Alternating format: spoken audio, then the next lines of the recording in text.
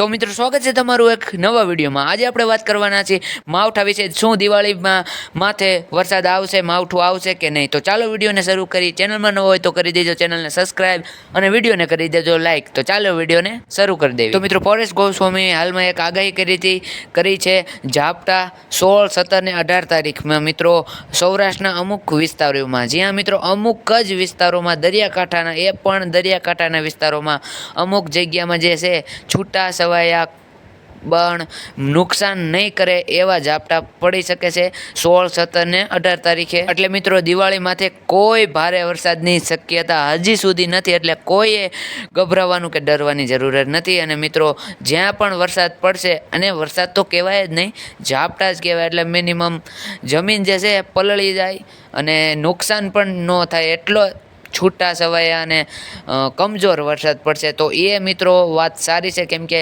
દિવાળી માથે જે વરસાદ પડે તો ઘણી વસ્તુ બગાડી શકે છે, નુકસાન કરી શકે છે, પણ અત્યારે તો કોઈ એવી શક્યતા નથી। 50% એ જ ચાન્સીસ છે કે મિત્રો વરસાદી ન કહેવાય, માવઠું પડી શકે છે 16, 17 ને 18 તારીખે। અને પડે નહીં તોય પણ મિત્રો અમુક જગ્યાએ મિત્રો હવે તો ચોમાસાએ પણ ગુજરાતમાંથી વિદાય લઈ લીધી છે, એટલે જે પણ હવે વરસાદ આવશે એને માવઠું ગણવામાં આવશે। એટલે જે 16, 17 તારીખે 16, 17, 18 તારીખે જ્યાં પણ છૂટો છવાયા ઝાપટા પડશે તો એને માવઠું ગણવામાં આવશે, જ્યાં મિત્રો વિદાય તો મિત્રો 2-3 દી પહેલાથી જ ચોમાસાએ ગુજરાતમાં લઈ લીધેલી છે। અને મિત્રો પહેલાં જે 8, 9, 10 તારીખે જે આગાહી કરવામાં આવી હતી વાવાઝોડા વિશે અને વરસાદ વિશે, પણ સૌરાષ્ટ્રમાં થોડા અમુક જ જગ્યાએ મિત્રો વરસાદ પડ્યો હતો અને છૂટા છવાયો હતો। એટલે મિત્રો પહેલાં જ કીધું હતું હવામાન વિભાગે અને બધાએ કે પડશે નહીં વરસાદ જાજો, અને પડશે તો પણ છૂટા છવાયા હશે, એટલે એ